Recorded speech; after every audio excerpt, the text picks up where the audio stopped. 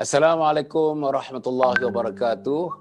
Alhamdulillahirabbil alamin wassalatu wassalamu ala asyrafil anbiya'i wal mursalin sayyidina Muhammadin wa ala alihi washabbihi ajma'in.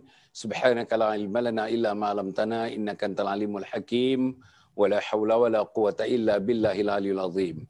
Qala rabbi shrah li sadri wa yassir li amri wahlul 'uqdatam min lisani yafqahu qawli. Qala Allah Ta'ala fi kitabil aziz, a'udzu billahi minasyaitonir rajim. Innamal mu'minuna alladzina idza dzukirallahu wajilat qulubuhum wa idza tuliyat 'alaihim ayatuhu zadatuhum imana wa 'ala rabbihim yatawakkalun. Shadaqallahul azim. Para penonton yang hormati sekalian, alhamdulillah kita bertemu lagi tuan-tuan dan puan ya. Tadi sebenarnya Tuan Syekh Abdul Razak Al-Masri ada bersama dengan kita, tetapi masalah internet masih berulang. Malam tadi beliau bersama dengan kita, tapi oleh kerana masalah internet yang terganggu begitu, tidak dapat berjalan dengan lancar, maka malam tadi kita akhirkan kita punya program lebih awal. Pukul 10 kita akhirkan. Tak boleh pergi lagi sebab internet tidak dapat menolong kita. Malam ini, tuan-tuan dan puan, dengan kekuatan yang ada kepada Syekh, saya minta malam ni dimuncul lagi. Tadi dia muncul di awal-awal tuan-tuan. Mungkin tuan-tuan tak nampak lagi. Dia muncul dan dia test dah kita. Tapi nampaknya berulang juga seperti malam tadi. Internet di kawasan dia, di rumah dia tidak mengizinkan. Nampak internet was very weak. Internet terlalu lemah tuan-tuan dan puan. Jadi yang bersama dengan kita ni ialah Al-Fadhil Ustaz Ahmad Kecik tuan-tuan dan puan yang biasa dengan kita setiap 2 minggu bersama dengan kita, alhamdulillah. Dan beliau tuan-tuan dan puan dalam perjalanan sebenarnya untuk menemu seorang kawan. Bila saya katakan Syekh akan bersama dengan kita, jadi beliau kata agak redundant. Jadi sebab itu saya panggil semula tuan-tuan dan puan. Alhamdulillah dalam perjalanan pun beliau berhenti nampaknya di jembatan baru yang dibina, yang menjadi tarikan di Kuala Terengganu sekarang ni. Beliau berada dekat dengan jembatan itu tuan-tuan dan puan. Kita boleh dapat latar belakangnya nanti jembatan itu. Dan sepatutnya seorang lagi tuan-tuan imam muda Hafiz patutnya bersama dengan kita, tapi hingga sekarang ni nampaknya belum muncul lagi. Apapun Al-Fadhil Ustaz Semak Kecik tuan-tuan dan puan bersama dengan kita, alhamdulillah kita mengucapkan syukur kepada Allah Subhanahu Wa Taala. Dengar-dengar ceritanya daripada PA-nya, Ustaz Ahmad Kecik pun dinasihatkan oleh doktor supaya tidak banyak sangat bercakap dan sebagainya. Ada sikit radang suara tuan-tuan dan puan, insya-Allah. Tapi apapun, atas komitmen kepada Islam, atas komitmen kepada dakwah, saya pelawa dia tuan-tuan, dia terus muncul pada malam ini, insya-Allah. Inilah semangat seorang Muslim, inilah semangat seorang mukmin, inilah semangat seorang pendakwah tuan-tuan dan puan. Maknanya soal diri itu nombor 2, soal umat nombor 1. Soal dirinya nombor 2, soal menyebarkan ilmu itu nombor 1. Jadi inilah pegangan yang dipegang, prinsip yang dipegang oleh Ustaz Mat Kecik hingga dia dapat berjumpa kita pada malam ini. Tuan-tuan dan puan tajuk yang kita nak bincangkan ni tuan-tuan, mungkin setengah tuan-tuan tak selesa dengan tajuk ini. Islam ke aku ni? Islam ke aku ni? Tuan-tuan, kenapa kita pilih tajuk ini? Setelah kita browsing through tuan-tuan, beberapa artikel-artikel dan juga tulisan-tulisan dan kertas kerja yang ditulis. Misalnya kertas kerja bertajuk, masih Islamkah aku ni? Masih Islamkah aku ni? Nombor 2, cukup Islamkah aku? Nombor 3, wahai Tuhan, Islamkah aku? Nombor 4, arti aku seorang Islam, Islamkah aku? Inilah artikel-artikel dan inilah tulisan-tulisan, inilah tuan-tuan makalah-makalah yang dapat kita baca yang menyebabkan kita memilih tajuk ini seakan-akan yang ditulis oleh dalam makalah-makalah tersebut. Dan tuan-tuan dan puan saya nak bagi tahu awal-awal, kita tidak tujukan kepada siapa-siapa. Ini general statement tuan-tuan. Tidak kita tuju kepada siapa-siapa, kita tidak khususkan kepada siapa-siapa, tidak kita namakan siapa-siapa.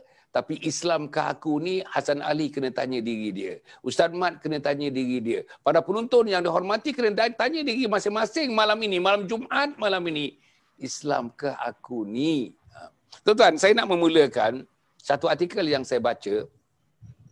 Bila seorang menanyakan tuan-tuan, seorang non-Muslim menanyakan kepada seorang yang Muslim, are you a Muslim? Are you a Muslim?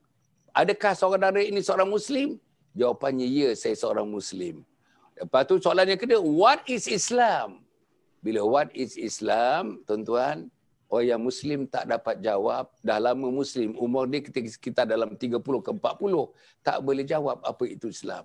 Apa gagasan Islam, apa prinsip Islam, apa dia punya batang tubuh Islam, apa dia tiang seri Islam, apa dia akar tunjang Islam. Tak boleh jawab, tuan-tuan. Dan kalau saya lontarkan soalan ini kepada para penonton, di mana juga tuan-tuan berada, berapa orang yang boleh menjawab betul-betul soalan?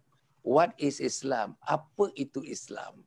Jadi tuan-tuan dan puan, maka sebab itu saya rasa tajuk pada malam ini, Islamkah aku ni, rasanya relevan dan mungkin sesuai untuk dibincangkan. Jadi untuk permulaan sebagai mukadimahnya, yang berbahagia Ustaz Mat Kecil, tuan-tuan dan puan, Ustaz Muhammad Abdullah, kalau dapat menerangkan kepada penonton malam ini tentang memberikan mukadimah atas tajuk Islamkah aku ni.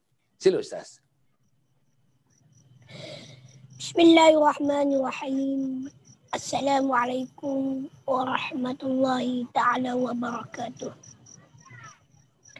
Alhamdulillah, terima kasih kepada Datuk kerana sudi meluangkan masa pada malam yang penuh barakah, malam yang penuh kemuliaan, iaitu pada malam Jumaat di hari Khamis dan malam besok hari Jumaat hari Tasu'a, dan kita disunatkan berpuasa sebagaimana dianjurkan oleh Nabi sallallahu alaihi wasallam.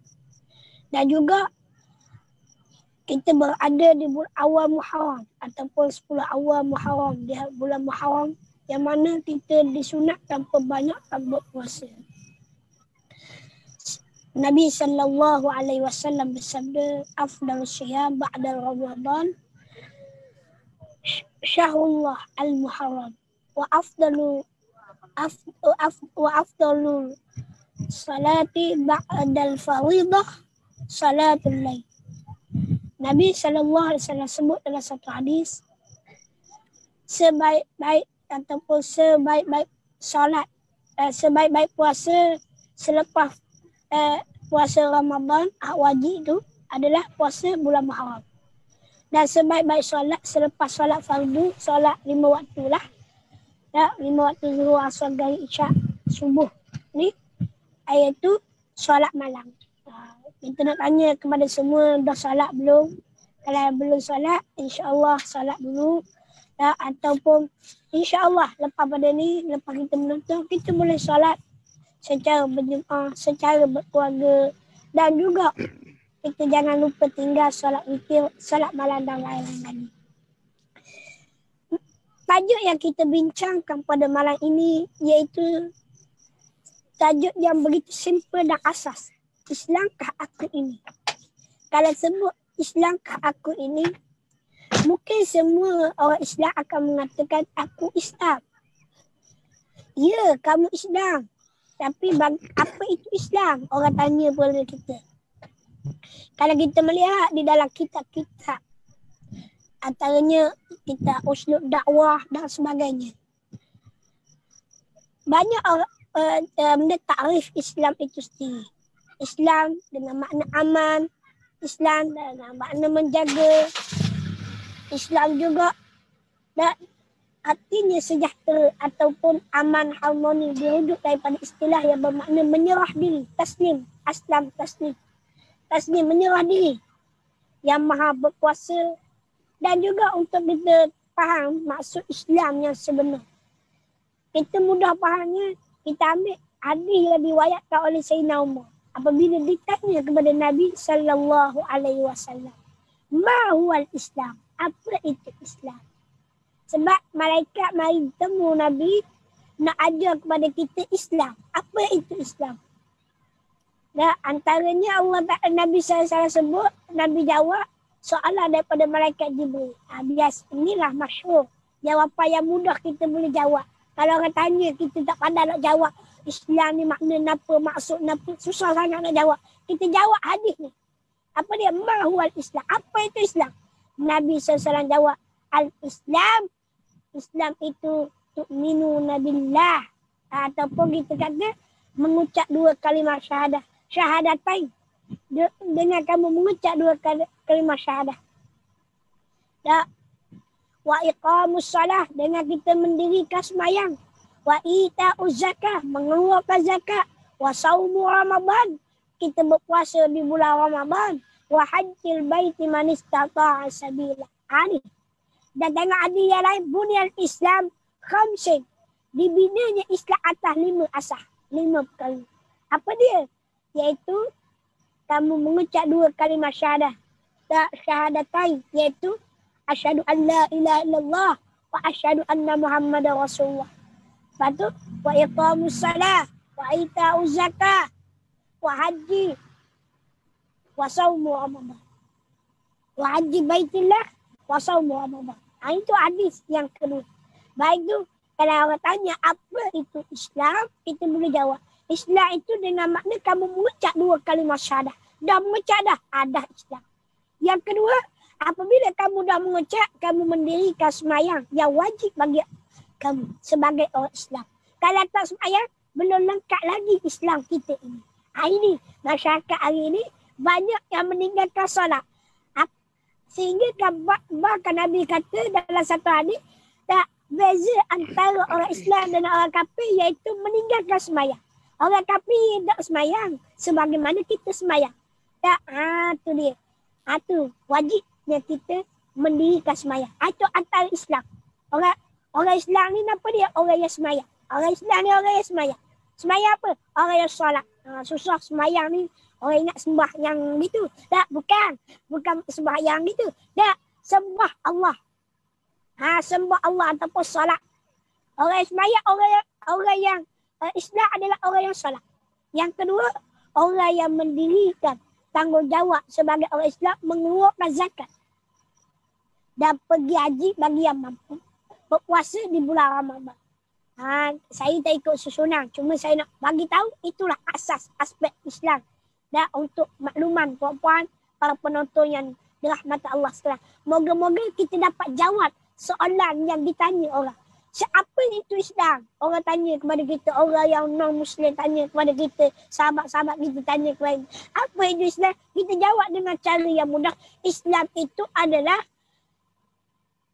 dengan kamu mengucap 2 kalimah syahadah, dengan kamu sembahyang, lepas kamu mengucap, kamu sembahyang, kamu berpuasa, kamu keluar zakat yang wajib bagi kamu, dan kamu pergi haji bagi yang mampu. Jika tak mampu, tidak mengapa. Dan bagi yang mampu, Allahumma salli. Itu mukadimah peringkat awal untuk makluman kepada puan-puan yang dirahmati Allah sekalian. Moga-moga bermanfaat. Alhamdulillah. Para penonton yang dirahmati sekalian, Ustaz Muhammad Abdullah atau Ustaz Mat Kecil telah menerangkan kepada kita apa di Islam. Para penonton, terutamanya anak-anak, adik-adik yang muda, yang dewasa, yang tua, malam ini ialah malam mengulang kaji. Malam ini malam mengulang kaji tentang keislaman kita, tentang keimanan kita, tentang Allah Subhanahu wa taala, tentang Nabi Muhammad sallallahu alaihi wasallam, tentang syahadatain, tuan-tuan dan puan. Kita nak mengulang kaji malam ini. Dan saya harap kita mempunyai fikiran yang terbuka pada malam ini, insya-Allah. Kalau ada teguran-teguran misalnya yang datang daripada ustaz atau datang daripada saya, daripada siapa saja tuan-tuan, kita terima dengan hati yang terbuka. Kemungkinan kena pada kita, kemungkinan tidak kena pada kita, kemungkinan kena pada keluarga kita, kemungkinan tidak kena pada keluarga kita. Tapi apa pun, kita nak jadi manusia Muslim yang lebih baik, manusia Muslim yang lebih baik. Saban hari, jangan biarkan kamu berlalu tanpa kamu menjadi hari berikutnya lebih baik daripada hari sebelumnya. Hari yang akan datang lebih baik daripada hari sebelumnya.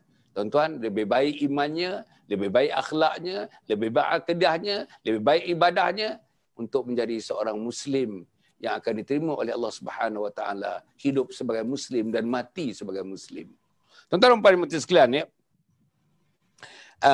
Kita nak minta Ustaz Mat, kalau dapat kupas sikit tentang sudah tentulah bila kita cerita tentang apa dia pokok Islam ni. Sebagai seorang Muslim mesti tahu. Tadi sudah disebut tuan-tuan, rukun Islam dengan kalimah syahadahnya, rukun Islam dengan solatnya, rukun Islam dengan puasanya, rukun Islam dengan zakatnya, rukun Islam dengan hajinya. Tuan-tuan, itu sudah disebut. Itu rukun Islam 5 perkara, tuan-tuan. Tapi saya nak pergi kepada melihat Islam itu daripada 3 sudut. Mula-mula, kalau boleh Ustaz ulas sikit sebab ini yang paling pentingnya. Syahadatain dalam konteks untuk memantapkan akidah. Tak bergerak dah. Tak berubah dah. Apa jadi pun, aku Muslim. Apa jadi pun, asyhadu an la ilaha illallah wa asyhadu anna Muhammad Rasulullah. Engkau kerat aku pun Allah.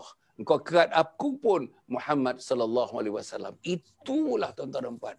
Macam mana nak dapatkan suasana itu? Macam mana Bilal Ibn Rabah, tuan-tuan. Bilal Ibn Rabah, tuan-tuan. Dipanggang dia. Sehingga lemak-lemaknya gugur. Kena api lemak-lemaknya.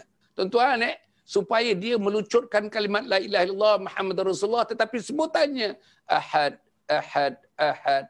Maknanya Allah satu, Allah itu satu, Allah itu esa, Allah itu esa. Jadi Ustaz, peringkat awal ni, cuba Ustaz bagi tahu teman-teman, bagi tahu saya dan teman-teman para penonton yang bersekalian, apa dia makna akidah? Apa arti akidah kita sebagai seorang Muslim, Ustaz? Sila, Ustaz. Akidah ini pegangan, aqaidul iman. Pegangan iman kita, kekuatan kita. Kalau tidak ada iman, bagaimana kita nak jadi kuat, nak jadi gagah? Baik itu kadang-kadang, kalau orang logok akidah, apabila terpedaya, maka mereka akan terpelatih. Baik, kalau kita sebut, tadi kita sebut dah asas orang panggil Islam itu apa ni. Baik, sebelum ni saya pernah dah kuliah pada tempat ataupun cerita. Islam diasas daripada 3 perkara yang wajib kita kena belajar. Sebagai orang yang talabul ilmi, wajib kena belajar. Yang pertama, ia disebut sebagai akidah. Apabila sebut sahaja akidah, mesti akidah yang berteraskan akidah Ahlussunnah wal Jamaah. Baik, apa makna la ilaha illallah? Apa makna asyhadu an la ilaha illallah? Aku bersaksi, aku mempercayai, aku meyakini bahawa la ilaha illallah, tidak ada Tuhan melainkan Allah. Tidak ada ilah melainkan Allah. Saya nak tanya kepada para penonton. Saya nak baca komen daripada penonton. Tak, supaya kita dapat sama-sama tahu. Tak, saya nak tanya.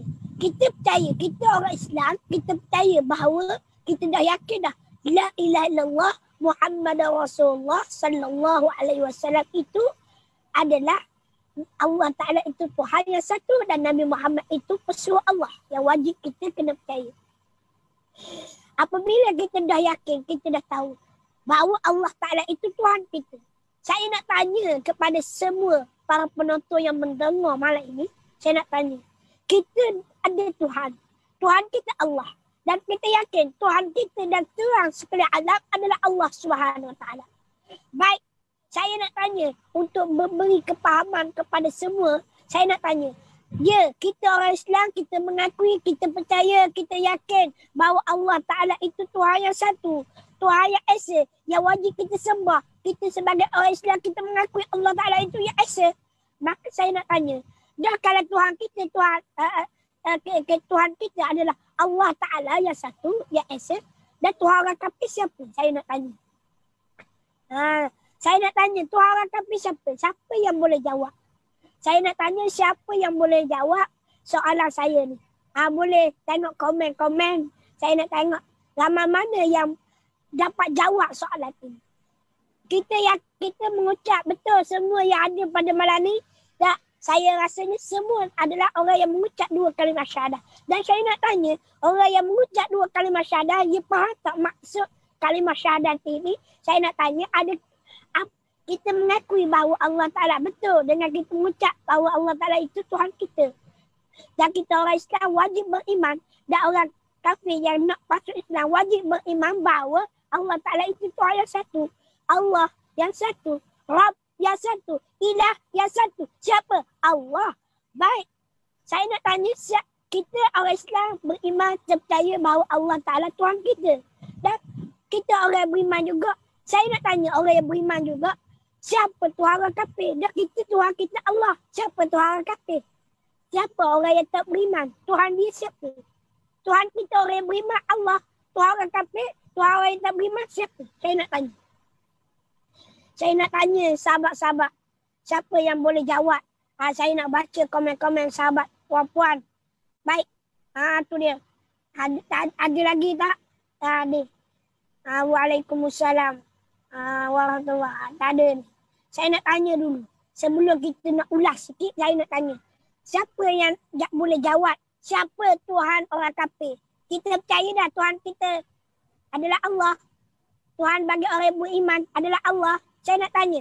Siapa Tuhan bagi orang kafir? Saya nak tanya. Siapa? Siapa Tuhan bagi orang kafir? Saya nak tanya. Tu dia. Ada sahabat yang komen dalam Facebook saya. Alhamdulillah. Siti Hawa yang komen Alhamdulillah.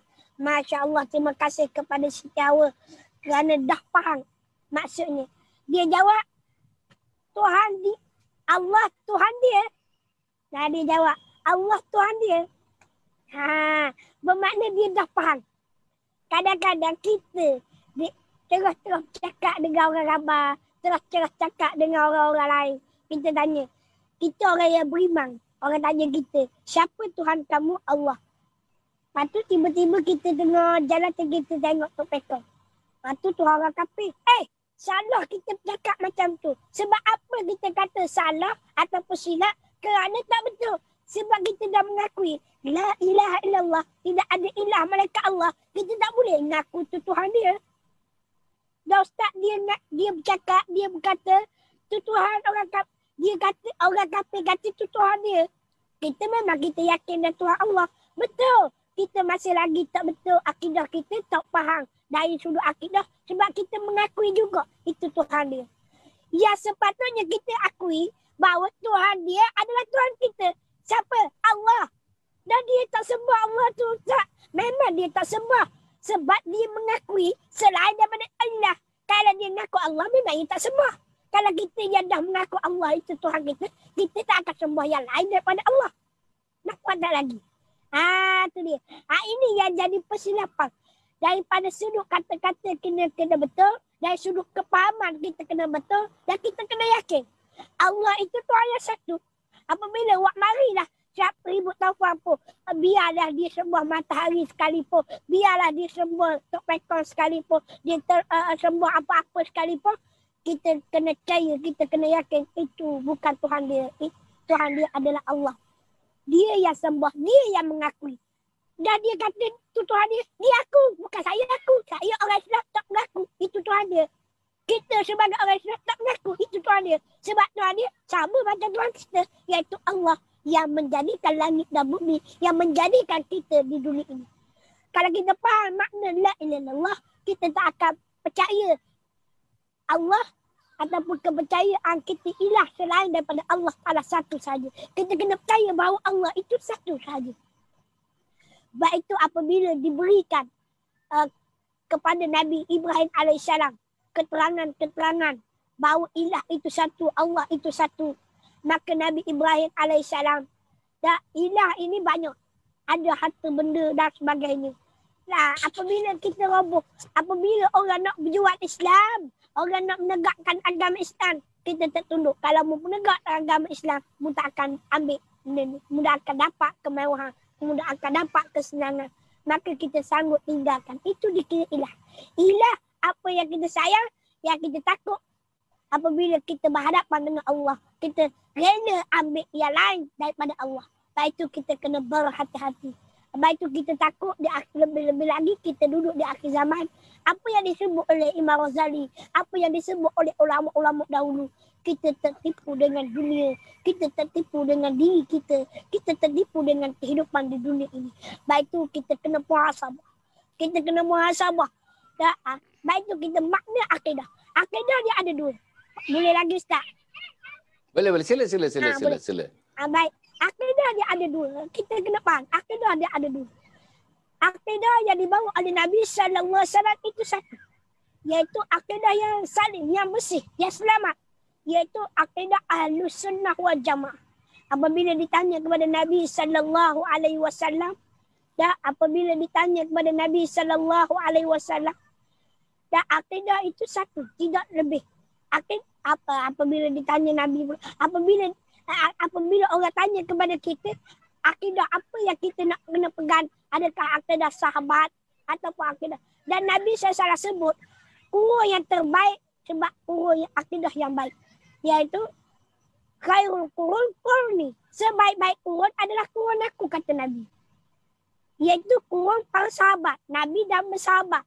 Sebab sahabat direct ditarbiah oleh Rasulullah sallallahu alaihi wasallam. Summal ladzina yalunahum, kemudian mereka yang mengikut para sahabat iaitu tabi'in.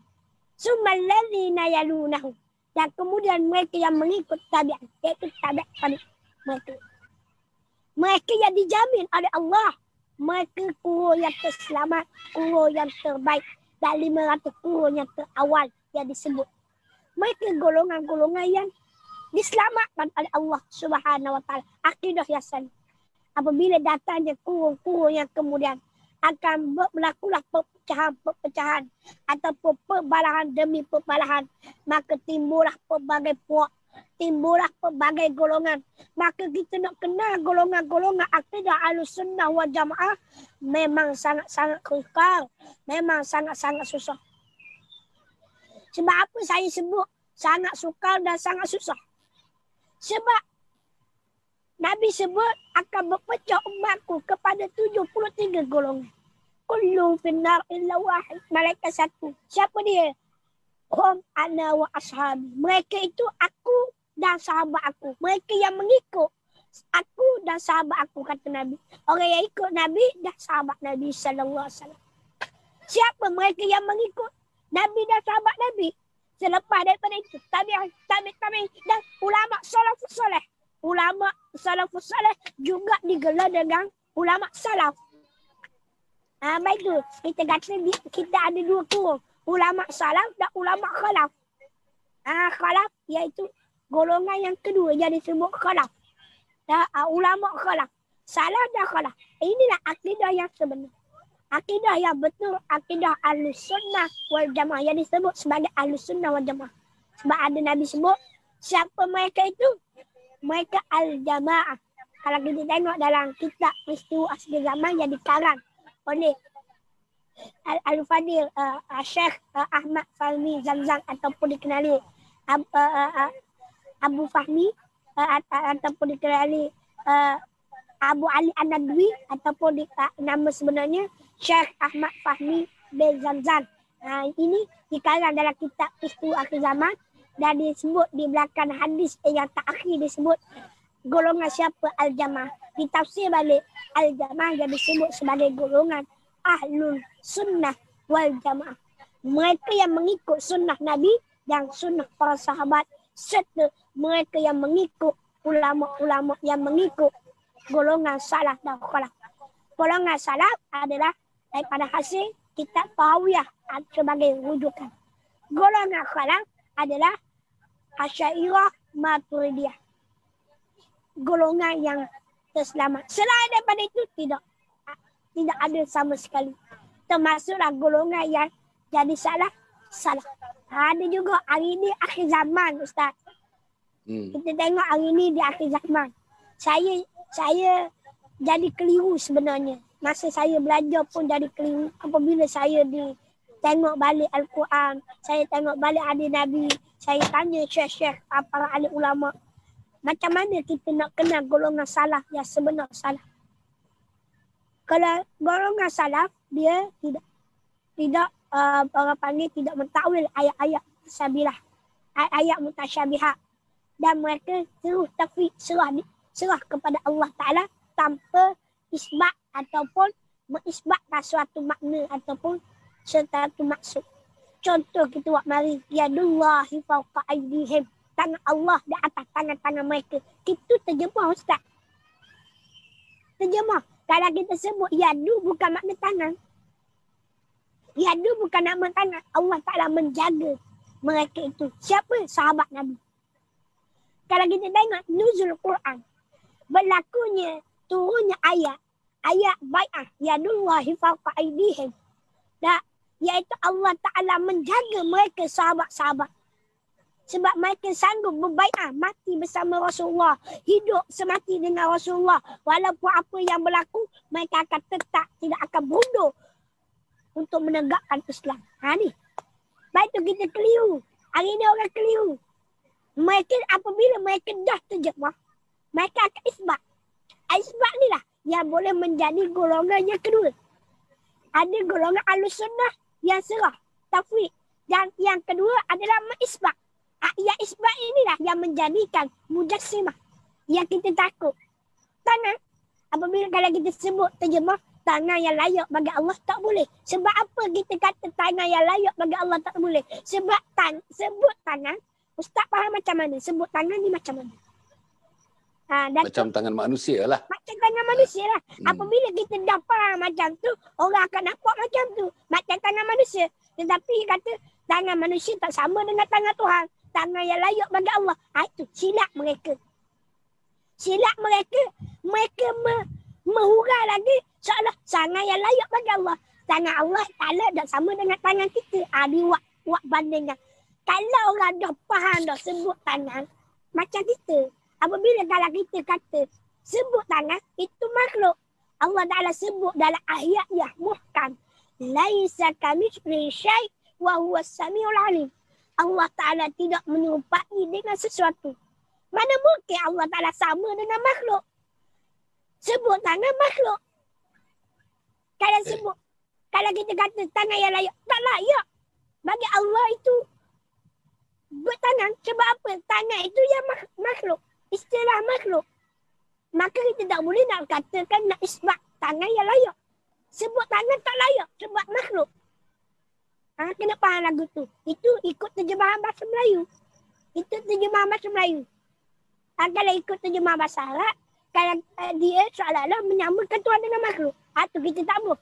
Lepas tu kita bimbang masyarakat di akhir zaman. Dah terkeliru.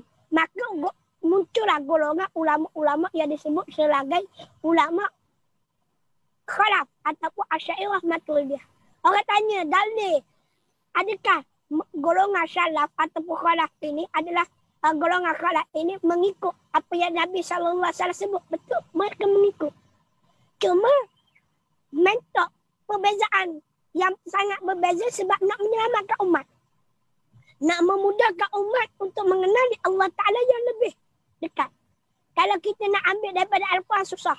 Mereka ambil daripada apa yang mereka faham dan mereka ukurkan daripada hadis dan Al-Quran. Mereka simpulkan. Muncullah sifat 13. Muncullah sifat 20. Apabila muncul sifat 13, muncul sifat 20, segala-gala sifat dan af'al Allah Ta'ala terkandung di dalam dua sifat ini. Apabila kita sebut Allah Ta'ala bersifat dengan 99 sifat dan terkandung dalam 99 sifat di dalam sifat-sifat yang kita sebut daripada 13 tadi. Kalau kita belajar merakumi segalanya, kita tak perlu dah belajar yang panjang-panjang. Dan kita hanya hafal saja dan kita faham apa itu asma' wa sifat. Asma' nama-nama yang baik dan sifat-sifat Allah Subhanahu wa Ta'ala. Itu kalau kita sebut yang pertama. Dalilnya kalau kita kata golongan Asy'ariyah, ketika mana Nabi SAW bersama sahabat. Tengah Nabi bersama dengan sahabat, Allah Ta'ala turun ayat. Tak silap yuhibbun wa yuhibbunah. Ayat ini azillatu wa azillatu. Allahumma salli Muhammad. Allah Ta'ala sebut mudah kita faham. Allah Ta'ala sayang mereka, mereka sayang kepada Allah Ta'ala. Mereka apabila berhadapan dengan orang kafir, mereka akan berpegang teguh. Mereka akan menyerang mereka, akan kerah dengan orang-orang kafir. Itu. Maka ketika asbabun nuzul, tengok dalam kitab tafsir, asbabun nuzul. Ketika itu seorang sahabat namanya Abu Musa Asy'ari. Abu Musa Asy'ari ada.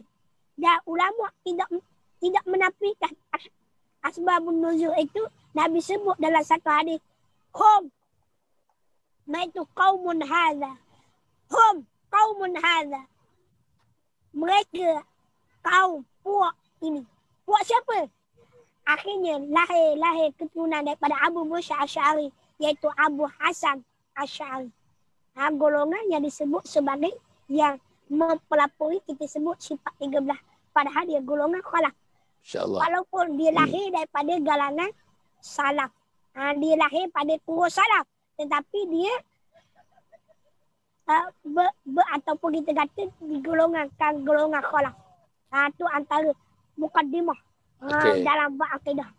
Masya Allah, Ustaz. Tuan-tuan dan perempuan, dengan kesabaran yang ada kepada Ustaz, tuan-tuan, mendetailkan sebab akidah ini tiang di tuan-tuan. Akidah tiang serinya, kalau akar, akidah ini ialah akar tunjangnya. Sebab itu tuan-tuan dan puan, saya beri laluan kepada Ustaz untuk menerangkan dengan lebih lanjut lagi, memberi contoh-contoh tuan-tuan dan puan daripada awal tadi, dekat-dekat 15 minit tuan-tuan dan puan, untuk mengulas soal akidah. Islamkah aku, tuan-tuan dan puan, diterima daripada sudut akidah. Dan sangat jelas. Akidah tidak lain dan tidak bukan syahadatain. Asyhadu an la ilaha illallah wa asyhadu anna Muhammadar Rasulullah. Kepercayaan kepada Allah Subhanahu wa taala dan kerasulan dan kenabian Nabi Muhammad sallallahu alaihi wasallam absolut, tuan-tuan. Absolut.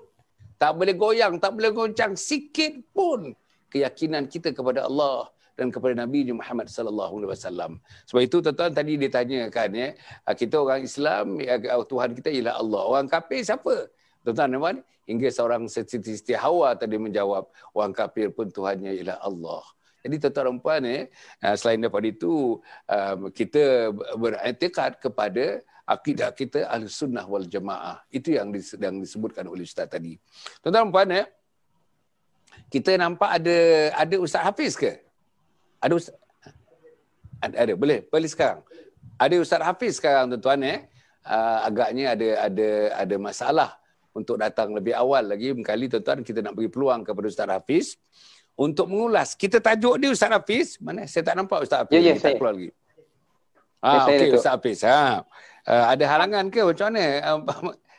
Ustaz Hafiz dah datang kemari. Dah datang ke nak tampil kepada para penonton ni. Tapi tak apa. Tak ada masalah.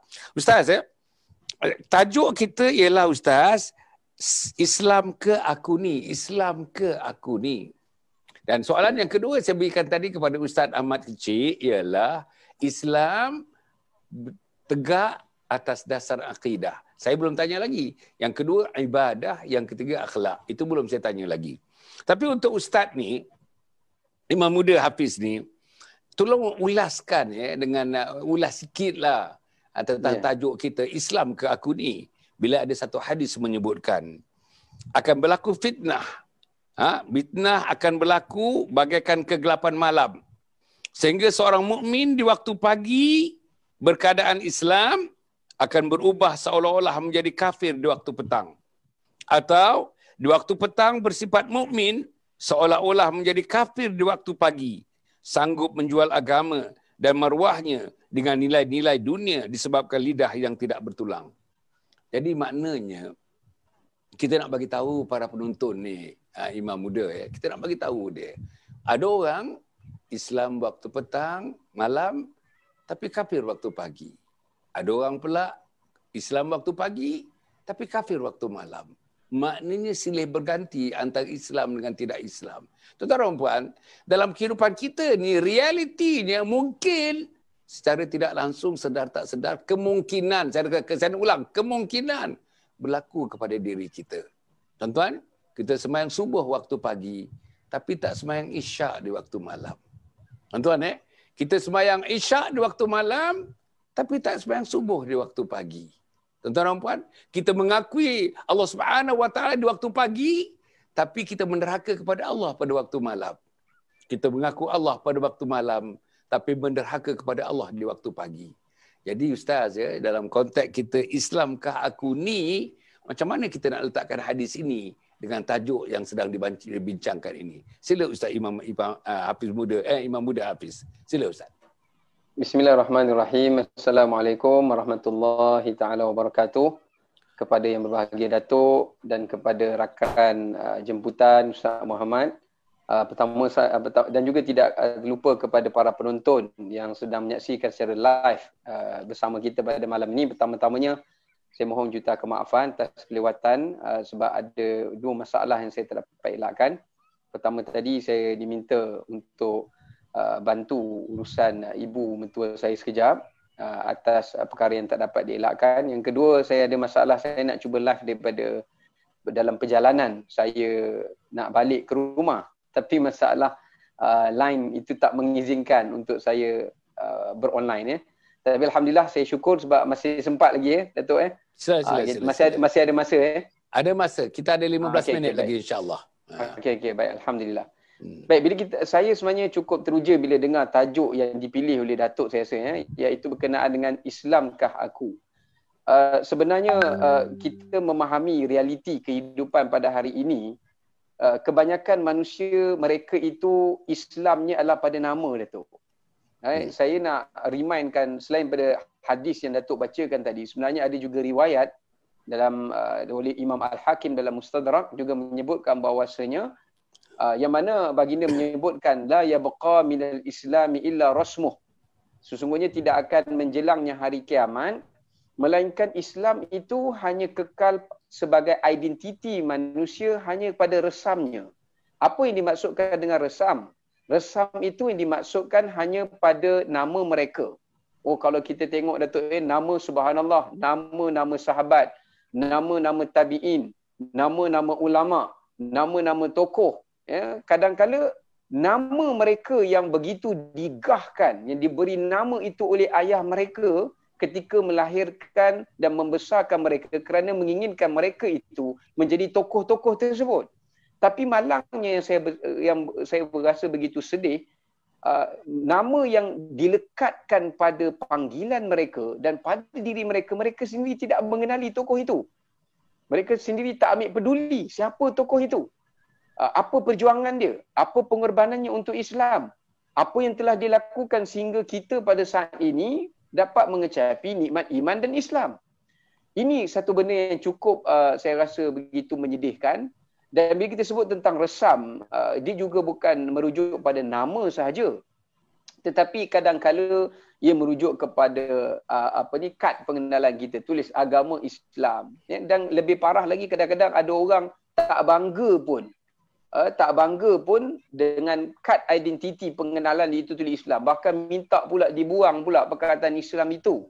Walaupun kita tahulah Islam tu adalah i'tiqad, Islam tu adalah pegangan, Islam tu adalah agama yang ada dalam ritual kita, dalam perbuatan. Tetapi sekurang-kurangnya untuk pengurusan kehidupan seharian, orang juga perlu untuk mengetahui identiti kita.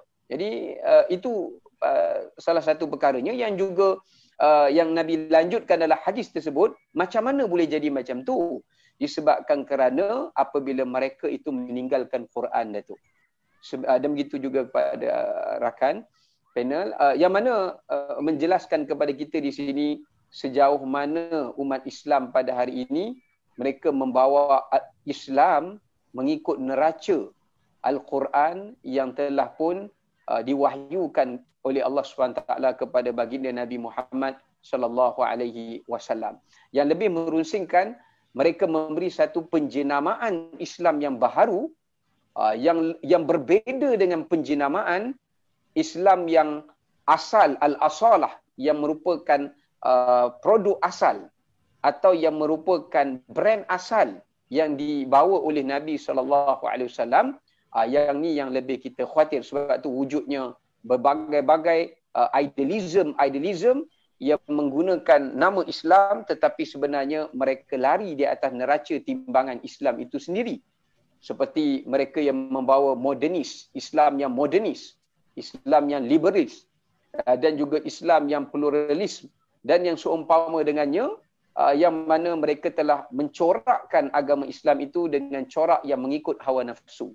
Sebab itu saya teringatkan firman Allah Ta'ala, kalau kita semua belajar sirah kalau kita tengok balik, kita renungkan balik, buat revision balik, kenapa Nabi SAW ditentang dalam perjuangannya.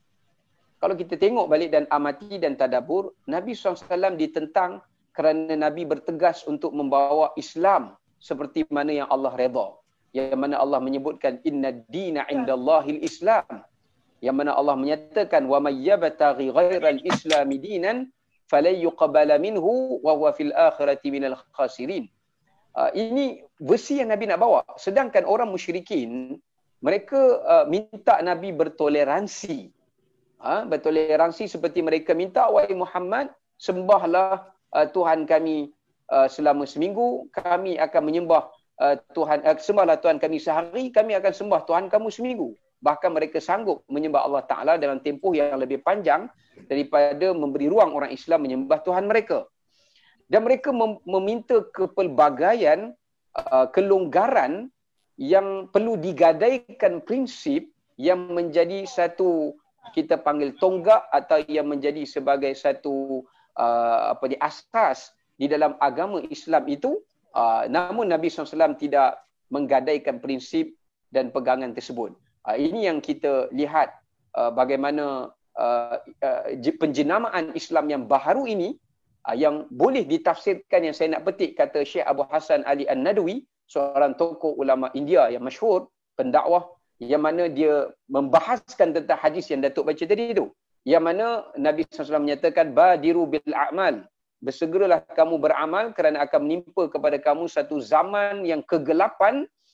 Fitnah itu hitam, pekat, dan dia turun pada waktu malam yang pekat. Setengah riwayat kata kadabibun namal, iaitu seperti semut hitam yang berada di atas batu yang berwarna hitam. Agak-agak Datuk kalau kita nak bezakan semut hitam duduk di atas batu hitam pada waktu yang malam pekat, agak-agak kita tak boleh bezakan antara batu dengan semut.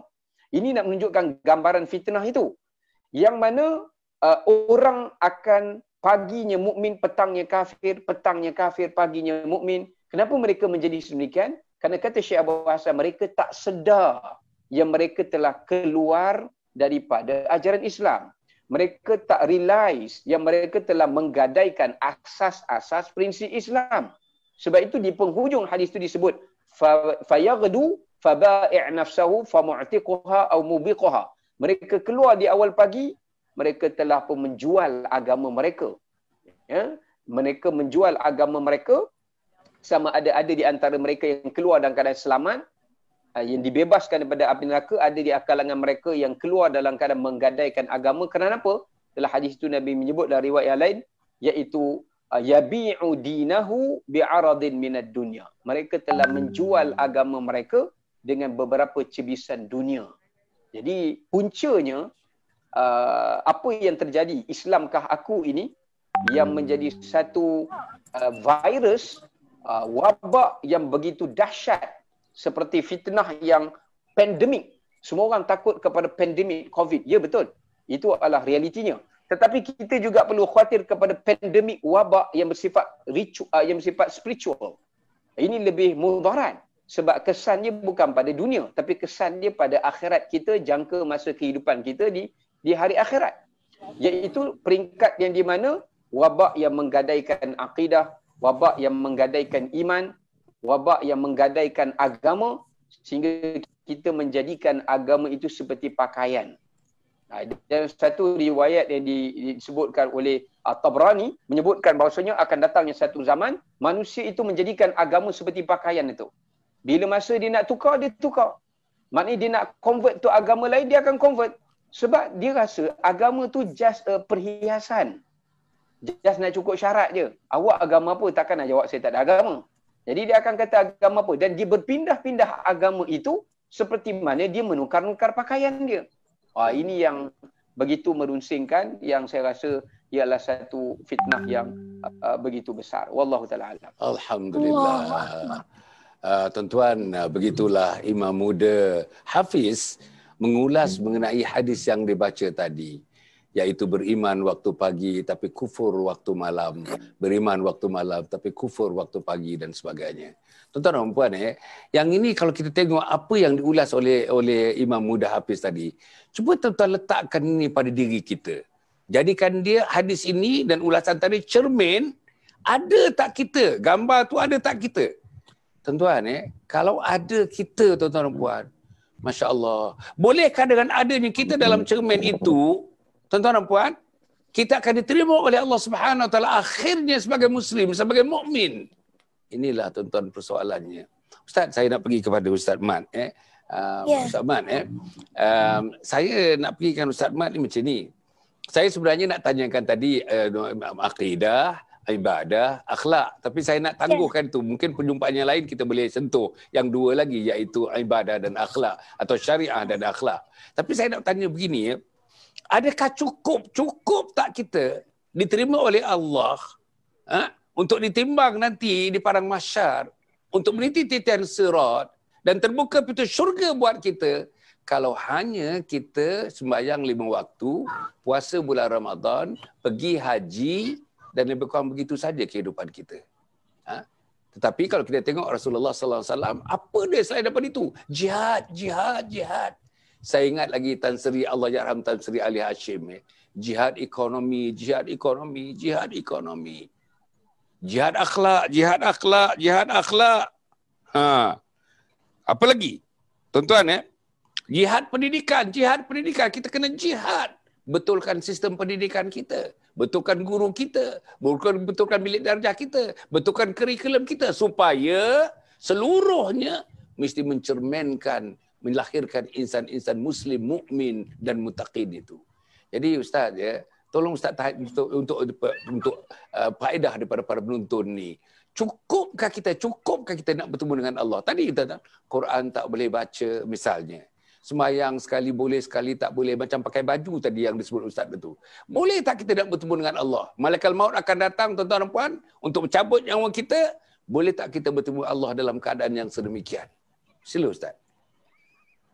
Allahumma salli ala Muhammad wa ala ali Muhammad. Allahumma salli ala Muhammad wa ala ali Muhammad. Allahumma salli ala Muhammad wa ala ali Muhammad. Marilah kita renung sama-sama. Marilah kita berfikir sama-sama. Cukupkah amal kita dengan hanya sekadar kita sembahyang, hanya kita puasa, hanya kita keluar zakat, hanya kita pergi haji? Cukupkah amal kita? Islam bukan hanya sekadar itu. Itu adalah asas. Kalau asas kita tidak mampu nak buat, bagaimana kita nak buat yang lain? Baik itu kita sebut tadi, Islam mestilah bermula dengan akidah. Apabila akidah tu betul, akidah tu molek, buat marilah macam mana pun kita akan tetap dengan akidah. Apabila akidah tu molek, syariat akan jadi molek.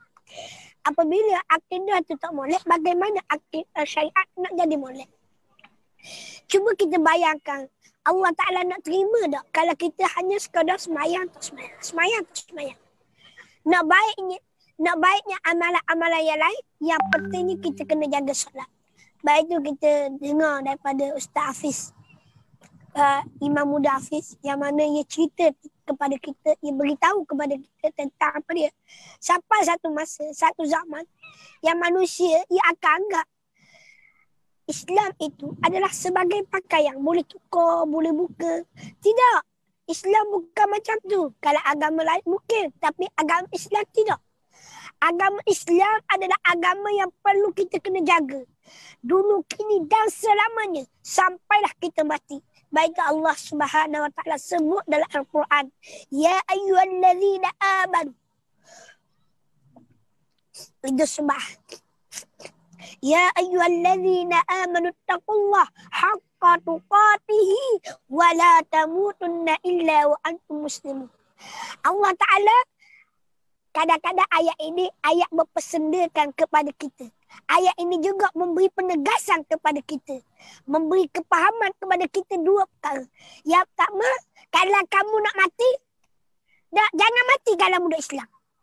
Gitu. Ibarat kata Allah Ta'ala, kita kata, kalau mu nak buat perkara, tak apalah mu nak buat apa pun. Tapi kalau mu nak mati, matilah dalam Islam. Matilah dalam Islam. Bermakna amaran Allah Ta'ala yang pertama, kalau mu nak selamat, mati dalam Islam. Yang kedua, mu kena bertakwa kepada Allah. Dan kalau kamu rasa tidak selamat, maka kena balik kepada Islam. Islam adalah agama yang menyelamatkan kamu. Bukan hanya sekadar di dunia, tetapi juga di akhirat kelak. Maka kita kena faham di sini. Allah Ta'ala sebut dalam Al-Quranul Karim yang kita sebut tadi. Allah Ta'ala bagi amaran kepada kita. Jangan kamu mati. Jangan sekali-kali kamu mati. Dan malaikat dalam keadaan Islam. Wala tamutuna illa wa antum muslimun. Jangan kamu mati. Malaikat kamu Islam. Ibarat kata, kalau kita dan sedekah lagi, kita sedekah dulu sebelum kita mati.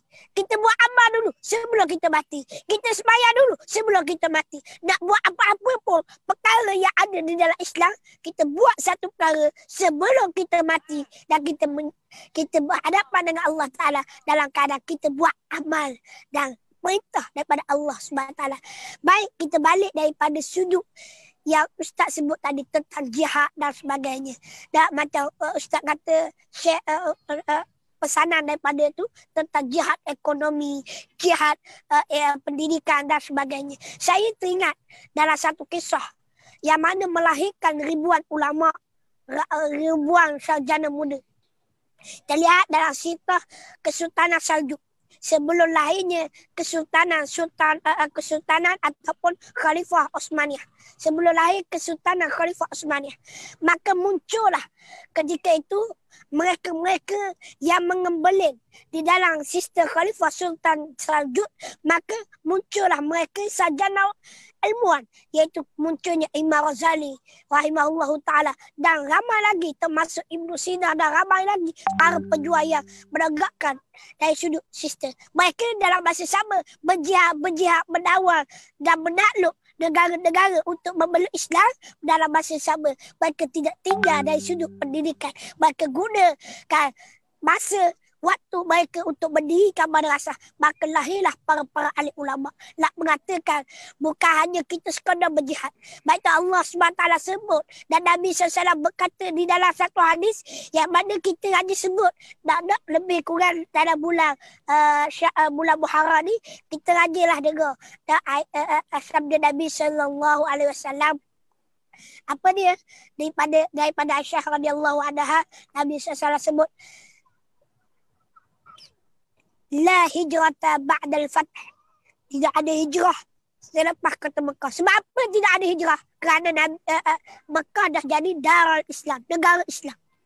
Negara yang adalah Nabi SAW selamatkan daripada kekufuran. Ba'dal fathil Makkah. Yakni ba'dal fathil Mekah. Yakni selepas pembukaan kota Mekah. Walakin, ni Nabi sebut, walakin jihadun wa niyah. Wastaghfir fa'fir. Apabila kamu disuruh berjihad, maka berjihadlah. Baik, Allah Ta'ala Nabi SAW sebut dalam hadis ini, walakin jihadun wa niyah. Jihad bukan hanya sekadar pergi perang. Ini jadi silap faham masyarakat. Jihad bukan hanya sekadar perang. Jihad juga kita mengubah. Hari ini kita dah tahu dah apa yang kita kena perlu sebagai orang Islam. Kita tahu dah Islam ini aspek daripada kehidupan kita dari sudut akidah kena betul, kena saling, kena selamat. Jihad juga adalah menjaga Islam daripada terpesong. Jangan anggap Islam ini sebagai pakaian boleh tukar ganti. Itu jihad. Walakin jihadun. Jihad ini adalah juga kita nak mengubah persepsi diri kita menganggap Islam itu sekadar nak bagi orang tahu Islam. Tetapi semayang tidak, puasa tidak mungkin. Ataupun kita hanya sekadar bayar puasa zakat haji. Bayar lain tidak. Sepatutnya kita kena faham. Kita kena Islam dari sudut akidah. Islam daripada sudut syariat. Syariat termasuk ibadah, termasuk muamalah, termasuk munakahah, termasuk jinayah ataupun siasah. Islam juga termasuk akhlak ataupun tasawuf ataupun tariqah. Inilah aspek Islam.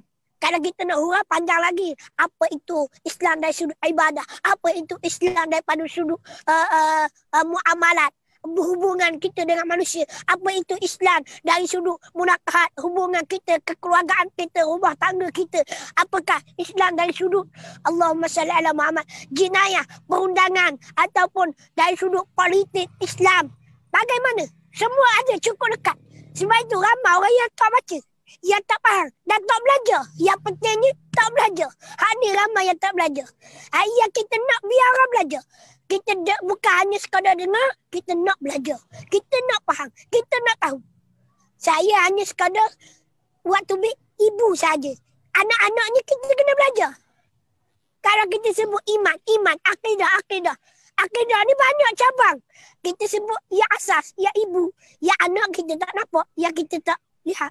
Baik itu kita sebut. Dan yang begitu juga Islam dari sudut akhlak. Baik itu Islam dari sudut akhlak inilah yang boleh melahirkan manusia yang berjiwa besar. Manusia walaupun mereka tidak ada harta, walaupun mereka tidaklah ada kekayaan yang banyak, tetapi mereka memadai apa yang mereka ada. Keluarlah mereka yang zuhud, keluarlah mereka yang bersederhana dalam kehidupan. Kalau ada harta, mereka infakkan hartanya jalan Allah Ta'ala. Kalau mereka ada ilmu, mereka akan infakkan ilmunya kepada masyarakat ataupun menaburkan ilmunya kepada masyarakat. Kalau mereka ada apa-apa pun, mereka akan luahkan demi untuk agama Allah Subhanahu Wa Taala. Baik itu Islam tidak cukup hanya sekadar kita sembahyang, puasa, zakat dan haji. Yang lebih penting, Islam mestilah berdasarkan dengan iman yang kuat dan syariat yang benar serta akhlak yang baik. Itu dia. Terima kasih. Ustaz. Terima kasih Ustaz. Masya-Allah, masya-Allah.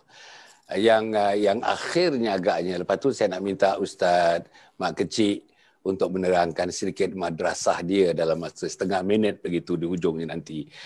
Ustaz, mewakili golongan muda ni Ustaz, saya yang dah tua ni, lanjut usia ni Ustaz, saya sangat concern, bimbang, ragu, sayu tengok golongan muda Ustaz. Golongan muda dalam pengalaman saya, dekat 1.2 juta ikut sama camp saya, hampir 35 tahun tu Ustaz. 1 tahun 13 kali, setiap kali ada 400 orang, 300 orang, 400 orang. Bersama dengan mak bapak, hari pembukaan, hari penutup, ada 1,000 orang di depan saya. Tapi saya nak sebut 2 perkara Ustaz. Ilmu Islam dan amalan Islam, saya nak gunakan perkataan, sangat-sangat dhaif Ustaz. Sangat-sangat dhaif. Suruh sembahyang, doa iftitah boleh katakan 90%, 90% tak boleh baca doa iftitah. Tak boleh baca Ustaz. Doa kunut, walaupun dia sunat muakkadah begitu, tapi tuan-tuan, doa kunut hampir dekat-dekat 100% tidak boleh baca dengan lancar sebagaimana ia patut dibaca, dengan makhrajnya betul, dengan tajwidnya betul, sebutannya betul. Tuan-tuan, tahiyat akhir, tuan-tuan, tahiyat akhir yang wajib rukun kepada sembahyang, kebanyakannya tak boleh sampai Hamidum Majid, tak boleh. Itu solat. Kita tengok dia ambil wuduk tuan-tuan. Ada budak-budak ambil wuduk sebelah kawan, tengok apa kawan dia buat. Basuh kaki, dia basuh kaki. Basuh tangan, dia basuh tangan. Maknanya dah tingkatan 4. Umur 16 tahun tuan-tuan. Tak boleh ambil wuduk lagi. Tak risau ke bapaknya, tak risau ke maknya, tak risau ke masyarakat kelilingnya. Tapi saya ni risau tuan-tuan, risau. Sebab siapa nak pergi masjid? Sebab anak muda tak ada di masjid. Saya bersyarah di masjid tuan-tuan dan puan, syarah sebelum Covid ni memang di masjid lah tempatnya. 5 hari di Terengganu, 5 hari di Kelantan, 5 hari di Penang, begitu tuan-tuan. Tapi yang hadir untuk cari budak umur 15 tahun sampai umur 25 tahun, setengah-setengah program hampir kosong Ustaz. Kosong Ustaz, kosong kehadiran.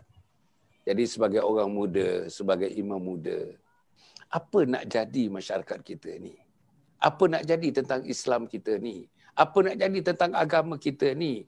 Apa nak jadi? Apa nak jadi Ustaz? Apa nak jadi kepada Al-Quran? Apa nak jadi kepada sunnah? Apa nak jadi kepada salat? Apa nak jadi kepada masjid? Apa nak jadi kepada madrasah? Apa nak jadi kepada hari-hari sambutan Islam? Sila Ustaz. Okay, bismillahirrahmanirrahim. Assalamualaikum warahmatullahi wabarakatuh. Alhamdulillah. Dari sudut realitinya memang kita lihat begitulah keadaan gambaran ini. Bahkan saya pun ada jugalah ada beberapa program motivasi dengan pelajar-pelajar sekolah. Ya, kadang-kadang saya tanya sendiri di kalangan mereka, bacaan-bacaan dan solat memang almost mereka tak menguasainya. Bahkan saya tanya berapa kali sudah khatam Quran, ya. Jadi majoritinya adalah tidak pernah khatam. Yang khatam pun yang angkat tangan pun 2-3 orang saja dalam puluhan orang yang hadir atau ratusan yang hadir. Jadi itu adalah satu kekecewaan juga ya.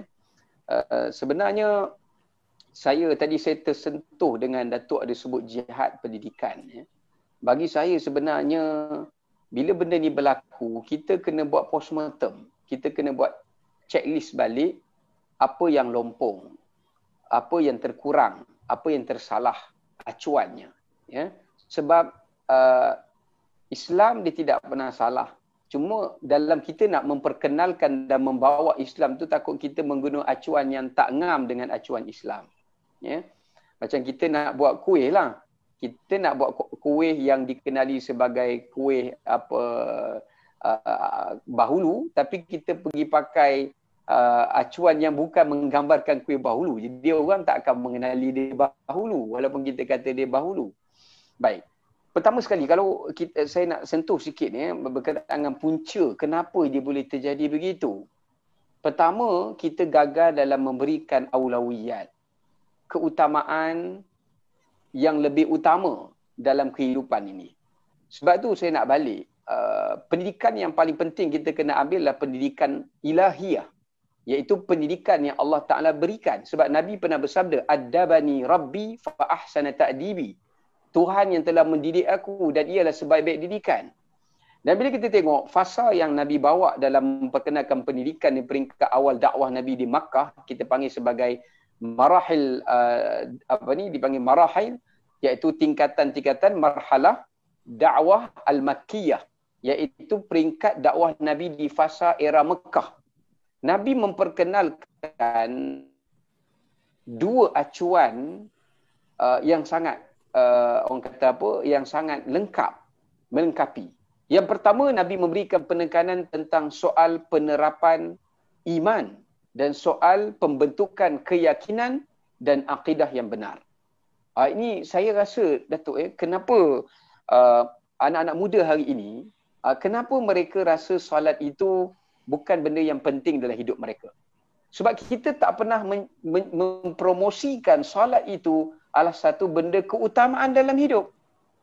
Ya, yang realitinya hari ini, anak-anak muda, mereka diketengahkan, kejayaan mereka itu adalah pada akademik mereka. Saya bukan menafikan menolak akademik. Akademik juga satu keperluan untuk kita melangsungkan kehidupan. Tetapi dalam kita nak mencapai akademik itu, kita perlukan kepada pembimbingnya. Ya? Sebab itu Imam Ghazali mensifatkan bahawasanya dunia ini adalah seperti satu tunggangan. Yang mana tunggangan itu boleh jadi liar dan boleh jadi jinak. Ya? Jadi majoriti tunggangan yang kita nak tunggang tu kadang-kala dia adalah tunggangan yang liar, macam binatang yang liar. Jadi kita perlu ada satu mekanisme, satu modul untuk menjinakkannya, dan tidak lain dan tidak bukan adalah iaitu Islam. Baik. Kita balik semula tadi.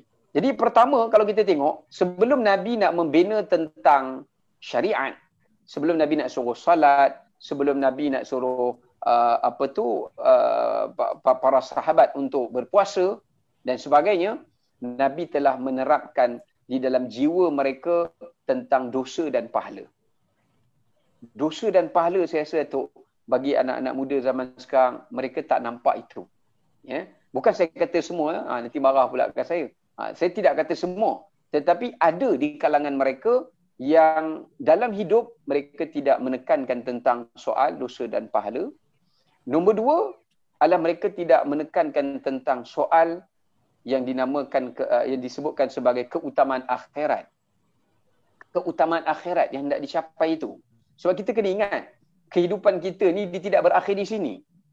Episod kita akan berlangsung dan kita akan terus berjalan dan kita akan menemui watak kita sebenar di hari akhirat. Apa yang telah kita lakonkan di dunia ini, kita akan dapat hasil lakonan kita itu di hari akhirat. Dan manusia pada hari ini mereka tak nampak tentang syurga dan neraka. Itu yang saya nampak asasnya. Inilah yang saya kata konsep yang Nabi tekankan, iaitu konsep cinta Allah. Konsep cinta agama Islam. Konsep yang disebutkan sebagai takut kepada neraka. Konsep dambakan kepada syurga. Konsep yang disebutkan cintai dan juga obses kepada pahala dan redha Allah dan keampunan. Tetapi mereka itu khawatir kepada perbuatan dosa dan kemungkaran. Benda ini sepatutnya yang perlu diberikan penekanan terlebih dahulu dalam asas pendidikan tadi. Nombor dua, dia perlu pergi kepada asas pembentukan akhlak. Sebab itu masa Nabi berdakwah di Mekah, Nabi tekankan tentang soal akidah, iman, dan Nabi tekankan soal akhirat, Nabi tekankan tentang soal akhlak. Ya, bila sampai ke Madinah, barulah turun kefarduan itu, kefarduan ini dan sebagainya.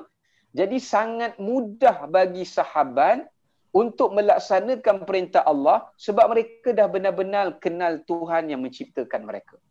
Jadi mereka perlu mengenali erti syukur. Dan mereka sudah kenal tentang nikmat yang telah Allah curahkan pada mereka. Bagaimana mereka nak membalas semua ini dan bagaimana mereka nak reward yang lebih utama yang telah dijanjikan dan bagaimana mereka nak mencapai kebahagiaan yang abadi di dalam syurga. Jadi benda itu akan jadi lebih mudah, lebih tersusun dan lebih teratur. Ya, sebab itu saya nak betulkan sedikit pendidikan yang kita tersilap. Ya, yang saya tengoklah berdasarkan observe saya Datuk. Banyak orang kita kata semayang. Kalau kamu tak semayang, kamu masuk neraka. Bukanlah salah jadi statement tu. Memanglah dalam Quran Allah kata ma salakakum fi saqar qalu lam nakum minal musallin. Apa yang menyebabkan kamu masuk neraka sakar? Mereka tak salat. Tapi saya nak bagi tahu, kita tukar sikit approach kita tu. Kenapa kita kena solat nak? Wahai anak muda, kenapa kita kena solat? Ia adalah sebagai satu manifestasi kepada kesyukuran kita atas Allah menciptakan kita. Sebab Allah kata wa ma khalaqtul jinna wal insa illa liya'budun. Maknanya, kita nak kena tahu nilai hidup, kita tiada nilai dan tidak layak untuk hidup kalau kita tak nak sembah Tuhan. Kalau kita tak nak solat, dalam arti kata lain, kita tak layak diberikan nyawa. Kita tak layak diberikan nafas. Jadi kalau kita bawa approach yang macam ni kepada anak-anak muda, saya rasa mereka boleh terima dah tu.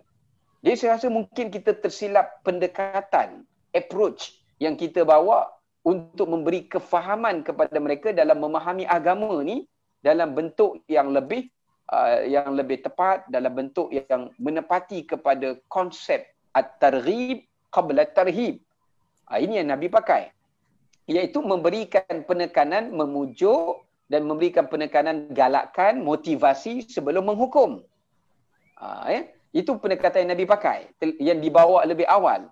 Jadi saya rasa langkah-langkah ni perlu diambil semula untuk kita pacu balik anak-anak golongan anak muda. Sebab saya rasa kalau Datuk perasan ya, di zaman era Nabi berdakwah di kota Mekah, yang menerima Nabi bukan orang tua Datuk, minta maaf saya sebut. Bukan orang veteran yang banyak terima dakwah Nabi ni. Majoriti yang menerima dakwah Nabi ni orang muda. Sehingga Allah turunkan di fasa awal-awal Mekah, nak banyak Allah Ta'ala cerita tentang kisah orang muda. Kisah surah Kahfi, innahum fityatun amanu bi rabbihim wa zidnahum huda. Allah turunkan surah Al-Fajr, Ashabul Ukhdud. Ini semua cerita-cerita anak-anak muda. Yang saya rasa anak muda pada hari ini, selain daripada mereka tersalah acuan dalam pendekatan didikan, nombor dua saya rasa Datuk, kenapa mereka jauh? Mereka tak kenal ikon mereka, Datuk. Mereka tak kenal qudwah mereka. Mereka tak kenal uswah mereka. Kalau sebab tu, kalau Datuk tanya, siapa yang orang kamu minati? Dia akan sebut nama pemain sukan, dia akan sebut penyanyi, dia akan sebut pelakon, kan? Dari segi minat tu lain, tapi dari segi menjadikan ia sebagai simbol ikutan dan idola, itu dah sampai peringkat yang boleh mengubah identiti agama mereka, yang mencorakkan agama mereka. Sebab Nabi sebut al-mar'u ala dini khalilih. Manusia itu dicorakkan agama pada teman. Kalau teman pun boleh corak agama, apatah lagi ikon, apatah lagi idola. Jadi saya rasa hari ini kita perlu memperkenalkan balik. Kita hanya sekadar minta maaf Datuk, saya baca Dr. Yusuf Qardawi sebut dia kata manusia hari ini banyak berbangga-bangga dengan tokoh-tokoh. Kita duk sebut Khawarizmi, Ibn Sina, At-Tibi. Banyak lagi tokoh kita sebut. Tapi apakah kita telah melahirkan legasi tokoh-tokoh ini? Itu yang menjadi persoalan. Jadi sekarang ni kita perlu momokkan balik, kita perlu bawa dan ciptakan balik. Kita nak wujudkan generasi-generasi yang baru, pelapis kepada golongan tokoh-tokoh yang silam. Kalau kamu nak ambil akademik tak apa. Mak ayah kena bagi support. Tapi mak nak kamu jadi seperti Ibnu Sina. Doktor bukan sekadar doktor, tapi doktor yang menguasai ilmu Quran, doktor yang menguasai ilmu fiqh. Kalau kamu nak jadi bidang itu, begini. Kamu nak jadi bidang ini, begini. Kerana Allah telah menunjukkan keberjayaan Islam dalam mencorak, dalam melahirkan, membina tamadun yang gemilang dan melahirkan watak-watak yang telah mengubah landscape dunia ini. Cuma gagal kita untuk meneruskan watak-watak itu saja. Wallahu ta'ala alam. Alhamdulillah. Tuan ya, saya rasa terpanggil insya-Allah mungkin 2 minggu lagi ke, saya nak buat siri kedua dan mungkin siri ketiga. Islam ke aku ni siri kedua. Tak habis perbincangan ni tuan-tuan dan saya rasa sangat-sangat menarik tuan-tuan, sangat-sangat menarik. Kita tak sebut, tak ulas lagi. Tadi Ustaz Mat dah ulas tentang akidah. Tuan-tuan agak panjang lebar diulasnya dan sangat relevan, sangat-sangat relevan. Dan tuan-tuan dan puan, belum lagi diulas mengenai ibadah, diulas mengenai akhlak, diulas mengenai jihad. Betul-betul ulas. Jihad dalam pengertian seorang Muslim. Jihad dalam pengertian Islam sebagai satu agama. Sebagai itu sadar hidup. Tuan-tuan. Jadi kita kena bawa tuan-tuan tajuk ni. Sebab tajuk ni sangat relevan. Sangat relevan. Sebab dah nampak dah Islam itu dagang dan kembali dalam keadaan dagangnya, tuan-tuan dan puan. Islam tu macam musafir dan kembali dalam keadaan kemusafirannya, tuan-tuan dan puan. Kesian Islam, tuan-tuan. Sedih kita, tuan-tuan. Sedih. So itu para penonton yang hormati sekalian, saya harap sangatlah insya-Allah mungkin 2 minggu lagi Ustaz Hafiz kalau lapang, Ustaz Mat kalau lapang, kita buat lagi, tuan-tuan. Saya rasa ini adalah satu topik yang sangat-sangat baik. Sangat-sangat kena pada tempatnya. Direct to the point, tuan-tuan. You strike the bullseye. Tentang masyarakat kita sekarang ni, tuan-tuan. Masyarakat sudah tak tahu, hilang arah. Minta maaf, tuan-tuan. Hilang arah dah masyarakat. Kalau bila kita dah hilang agama, hilang arah, tuan-tuan. Hilang arah dalam kehidupan. Tak ada kompas dalam kehidupan kita. Sebab agama itu is a compass dalam kehidupan kita, insya-Allah. Jadi Ustaz Mat, dalam masa setengah minit agaknya, mari kita dengar sedikit cerita mengenai madrasah Ustaz Mat. Sila Ustaz. Bismillahirrahmanirrahim. Terima kasih kepada Datuk kerana memberi peluang untuk saya bercakap tentang Madrasah Darul Zahrah yang sedang saya bina bersama rakan-rakan di Kampung Kuala Dura, Kuala Beran, Hulu Terengganu. InsyaAllah, kalau ada kesempatan kita akan bersiaran langsung. Setiap hari lah, kalau tidak ada musyarakah, saya akan bersiaran langsung di page saya, iaitu page Ustaz Muhammad bin Abdullah atau Umar. Umar, ataupun boleh tengok di dalam YouTube channel Ustaz Mat Kecil Studio. Boleh like dan subscribe. Nak sebut tak erti Ustaz? Boleh tengok dalam YouTube channel yang kita sedang. YouTube channel ni kita buat untuk dana pembangunan kita lah. Kalau ada, sebab ada sahabat kita yang dia yang buat, kita hanya dia sebab untuk madrasah kita, dana pembangunan madrasah kita lah. Mana-mana yang belum subscribe, boleh subscribe YouTube channel Ustaz Mat Kecil Studio. Boleh tengok dan boleh tengoklah video-video kuliah yang kita lancarkan ataupun kita sedang kita telah kuliah. Dan juga di sana yang menariknya, berita yang ada drama dakwah. Yang ada drama bersiri lah.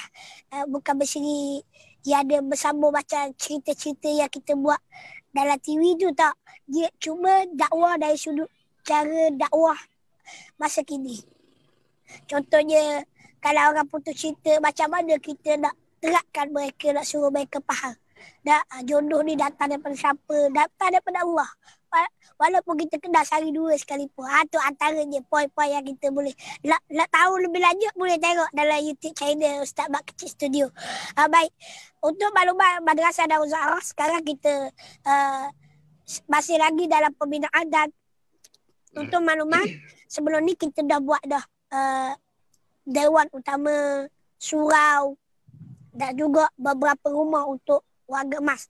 Dan hari ini kita tengah sodok dan 2 minggu ni kita mendapat musibah kerana kering ataupun skometer kita yang sodok tanah, yang bersih tanah tu mengalami kerosakan. Skometer kita ni biasalah uzur. Kita ni beli yang uzur dah tapi boleh guna. Ia murah. Apabila murah kita guna. Apabila gitu ia jadi tak berapa nak gagah lah. Kalau ada kontraktor ke ataupun orang-orang yang nak menyumbang skometer untuk sumbang. Kita dah ada 2 dah skometer yang orang menyumbang. Satu, ia sumbang. Kalau dia ada kerja, dia akan ambil. Kalau ia tak ada kerja, dia akan tinggal ke madrasah. Alhamdulillah. Yang satu lagi, yang kita sendiri. Kita ada orang nak bantu, ia kira macam menyumbang jugalah. Tapi yang ini sangat-sangat uzur. Apabila sangat uzur, madrasah kita tergendala sekarang. Apabila tergendala, kita nak buat pun agak susah. Maka kalau ada yang nak bagi dari, kalau ada yang nak ringankan beban untuk baiki skometer kita, insyaAllah kita makluk-alukkan. Ataupun nak sumbang skometer syukur pula. Sebab tanah kita, tanah berbukit. Kalau tuan-tuan datang ke tempat saya, tuan-puan boleh lihat sendiri bagaimana keadaan tempat yang kita sedang bina madrasah. Madrasah ini duduk dalam sungai. Di dalam aluk-aluk anak sungai. Di kampung Kuala Dura, Kuala Berang, Hulu Terengganu. Dan sangat-sangat memerlukan sumbangan daripada tuan-puan. Kita juga buka ruang mana-mana yang nak berwakaf. Beli lot tanah dengan harga satu kaki persegi RM50. RM50 satu kaki. Tuan-puan boleh lihatkan sumbangan tuan-puan kepada ibu bapa. Lebih-lebih lagi kepada ibu bapa. Inilah kita menunjukkan bukti kita, sayang kita, kasih kita kepada ibu bapa kita. Kita niatkan pahala untuk mereka. Moga-moga dengan kita niatkan pahala untuk mereka, mereka akan dapat sahaya di alam kubur. Sebagai kita anak yang soleh, yang sentiasa doakan mereka. Dengan kita buat kebaikan, Allah Ta'ala beri. Bayangkan tuan-puan menyumbang, walaupun sedikit. Saya tak kata nak suruh sumbang 50 ke 1000 ke, ikut pada tuan-puan lah nak menyumbang banyak mana sekalipun. Saya mengaluk-alukkan sumbangan. Walaupun 3% satu biji batu, walaupun RM18 5% satu beg semir, terpulang kepada tuan-puan nak menyumbang. Tuan-puan kena ingat satu perkara, setiap kali tuan-puan menyumbang, setiap kali batu, semir, pasir yang menjadi binaan madrasah ataupun binaan di pondok kita, insya-Allah akan dinilai oleh Allah Subhanahu Wa Taala. Walaupun satu biji pasir sekalipun, ia akan dinilai oleh Allah Taala dan menjadi bangunan. Bangunan pula akan berada mereka-mereka yang belajar ilmu agama. Mereka belajar Al-Quran, mereka belajar hadis, mereka belajar sembahyang, mereka belajar ilmu agama. Bayangkan kalau kita menolong mereka-mereka yang belajar ilmu agama, ibarat kata kita menolong agama Allah Ta'ala. Intasullah yang syukur. Kamu menolong agama Allah, insya-Allah Allah Ta'ala akan menolong kita. Allah Ta'ala akan selamatkan kita, insya-Allah. Maka saya memberi peluang, seluas-luas peluang untuk mereka-mereka yang ingin menyumbang. Tiap kali mereka baca Al-Quran, kita dapat pahala. Mereka baca hadis Nabi, kita dapat pahala. Mereka belajar sembahyang, kita dapat pahala. Hasil sebab kita menyumbang, sebab kita infak, sebab kita membantu. Tuan-puan boleh juga nak bantu dari sudut binaan. Contoh barang-barang binaan, material ataupun nak bagi semen, nak bagi batu, nak bagi kipas, nak bagi aircon dan sebagainya. Ikut pada tuan-puan lah. Kalau tuan-puan, contohnya tuan-puan buka kedai untuk alat-alat hardware, tuan-puan nak menyumbang apa yang tuan-tuan mampu menyumbang, kami mengaluk-alukkan sumbangan dari sudut bahan binaan ataupun dari sudut RM1. Itulah untuk kasihan tuan-puan. Dan kita juga buka dana. Dana kita melalui jualan. Kalau ada yang berminat nak beli jual madu Yaman. Madu Yaman yang mana kita sedang buat. Mujahid. Kita tak boleh nak tunjuk ada madu tu yang mana kita jual. Keuntungannya kita akan masuk melalui madrasah. Ada juga kopiah. Yang mana kopiah ni, kopiah Haji Abdul. Kopiah kerah grade 3A. Yang mana piah ni memang kerah molek lah. Kalau pakai macam songkok. Keras.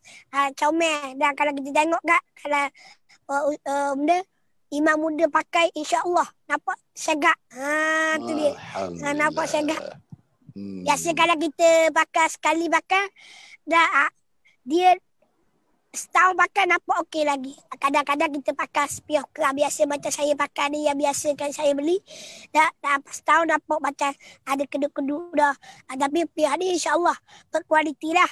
Nak dibandingkan kopiah yang lebih mahal. Kopiah yang mahal ni kalau dengar orang yang minat kopiah dia tahulah. Kopiah Bukit Mentajam. Baru-baru ni dia buat promosi bulan puasa baru ni. 290. Tu promosi. Kalau harga asal 350 hingga 400. Terkejut kita. Kopiah biasa saja. Kopiah kerah itu kualiti tinggi. Kita biasa saja. Mana-mana nak berminat nak beli kopiah pun kita alu-alukan. Harganya RM70 sahaja. Ataupun boleh tengok dalam page Haji Abdul. Ataupun nak beli dengan saya sendiri pun boleh. Kalau beli dengan saya, infak untuk madrasah. Tu dia. Harganya RM70.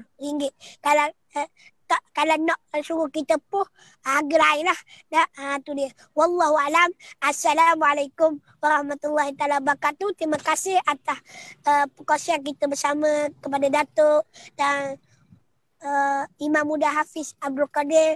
Moga-moga perkongsian kita pada malam ini diberkati dan moga-moga Allah Ta'ala menilai setiap kali kita bercakap tentang agama. Allah Ta'ala akan letakkan nur cahaya di dalam hati kita dan menjadikan kita orang yang menghidupkan agama Allah dan menjadikan kita orang yang kuat iman dan tabah dalam dugaan kehidupan ini dan sentiasa menjadi orang-orang yang soleh, yang sentiasa istiqamah dalam perjuangan. Dan saya mohon doa daripada Datuk, daripada Ustaz Hafiz serta semua para penonton. Semoga Allah Ta'ala berikan kekuatan kepada saya untuk terus berdakwah, untuk terus menjadi hamba yang soleh dan bertakwa dan menjadi orang-orang yang beriman dan mati dalam keadaan Islam serta mengucap dua kalimat syahadah. Terima kasih Ustaz, terima kasih, Masya Allah. Para penonton yang hormati sekalian, begitulah akhirnya program kita ni, tuan-tuan dan puan. Saya harap tuan-tuan dapat bantu Ustaz Mat Kecil, bantu madrasahnya tuan-tuan, dia jual madu dan sebagainya. Semuanya tuan-tuan adalah gunanya untuk membantu umat Muhammad sallallahu alaihi wasallam. Semuanya nak mencelikkan mata mereka supaya celik terhadap akidah, celik kepada ibadah, celik kepada akhlak, celik kepada agama. Inilah tuan-tuan usaha yang dibuat. Tuan-tuan, saya sebenarnya rasa macam hiba sikit bila Ustaz dalam perjalanannya masih dapat lagi tuan-tuan. Tuan-tuan, dia bercakap dekat Padang ni tuan-tuan. Padang open ni. Dan belakangnya ialah jembatan baru yang menjadi simbol, yang menjadi ikon kepada Terengganu sekarang ni tuan-tuan dan puan. Jadi dia di atas Padang daripada tadi tuan-tuan dan puan. Padahal dia nak berjumpa dengan sahabat. Bila saya minta dia bersyarat dengan kita malam ni, dia sanggup bersyarat dengan kita. Begitu juga dengan Imam Muda Hafiz, dengan berbagai-bagai halangan yang disebutkannya tadi, tuan-tuan, dapat juga menghadirkan diri. Dan Alhamdulillah, dua jawapan yang diberikannya sangat-sangat berkesan dan sangat-sangat sampai kepada matlamat kita atas tajuk Islamkah Aku Ini. Jadi saya ingat tuan-tuan dan puan, kalau Ustaz Mat, Imam Muda Hafiz dapat membantu lagi dalam 2 minggu begitu, saya akan usulkan supaya diadakan lagi siri kedua dan siri ketiga. Islamkah Aku siri kedua, Islamkah Aku siri ketiga. Tuan-tuan dan puan, mudah-mudahan Allah memberikan, melurungkan jalan yang baik kepada kita. Mudah-mudahan insya-Allah Ustaz Mat yang begitu committed. Inilah contoh tuan-tuan. Ustaz Mat ni kecil aja orang ni tuan-tuan, tapi dia punya jiwa dia besar tuan-tuan. Jiwa dia cerita jihad tentang umat, fikir umat. Kita badan besar, gaji besar, pangkat besar, title besar, tapi tuan-tuan cerita umat, cerita tentang jihad, mungkin tak ada sekelumit pun dalam mulut kita, tak ada sekelumit pun dalam hati kita. Ini bezanya tuan-tuan dan puan. Jadi kita harap insya-Allah Ustaz Mat dipanjangkan umur, dimurahkan rezeki dan diberikan jalan yang selalu jalan yang baik dan diganjari oleh Allah Subhanahu Wa Taala. Begitu juga Imam Muda Hafiz, tuan-tuan dan puan. Cukup setakat itu. Besok pagi tuan-tuan jangan lupa. Pagi besok ialah pagi 164. 164 pagi kita bersiaran terus-menerus Imam Hafiz. Terus-menerus Ustaz. 164 hari dan malam ini ialah malam 163 malam. Besok malam yang ke-164. Kita ada pukul 7 pagi namanya Titisan Embun Pagi. Lepas tu kita ada pukul 5.50 sampai pukul 6. 10 minit. 10 minit aja live 10 minit. Kita cerita tentang kerukunan rumah tangga, kita cerita tentang pendidikan anak-anak, tuan-tuan dan puan. Dan malamnya 9.15, malam besok tuan-tuan, malam besok 9.15 kita akan bersiaran panel discussion seperti mana kita bersiaran malam yang besok, malam yang ke-164 insya-Allah. Tuan-tuan, kita jumpa lagi. Allah memberikan kekuatan kepada tuan-tuan, kekuatan kepada kita. Tuan-tuan tidak berhenti-hentinya menjadi followers, menjadi likers kita. Tuan-tuan jangan lupa pergilah kepada YouTube Ustaz Mat. Kita pun ada YouTube tuan-tuan, Dr. Hassan Ali. Boleh subscribe, tuan-tuan. Boleh menerima notification tuan-tuan dan puan. Kita ada kita punya Instagram, Dr. Hassan _Ali. Bolehlah tuan-tuan tengok, bolehlah like and share. Dan juga tuan-tuan minta like and share. Tuan-tuan tengok perbincangan pada malam ini tuan-tuan. Saya harap tuan-tuan rakamkan perbincangan ini tuan-tuan dan puan. Sebarkan kepada teman-teman anak-anak kita. Tengok balik. Dan bapaknya tuan-tuan, ayahnya ulas. Satu hari dia tengok 10 minit pun dah cukup. 10 minit pun dah cukup tuan-tuan dan puan. Terutama saranan-saranan daripada Ustaz tadi, saranan-saranan daripada Imam Muda Hafiz yang sangat berguna untuk anak-anak kita terutama insya-Allah. Cukup setakat itu. Aku qouli hadza wa astaghfirullahalazim li wa lakum wa lisairil muslimin wal muslimat innahu huwal ghafurur rahim. Wassalamualaikum warahmatullahi wabarakatuh.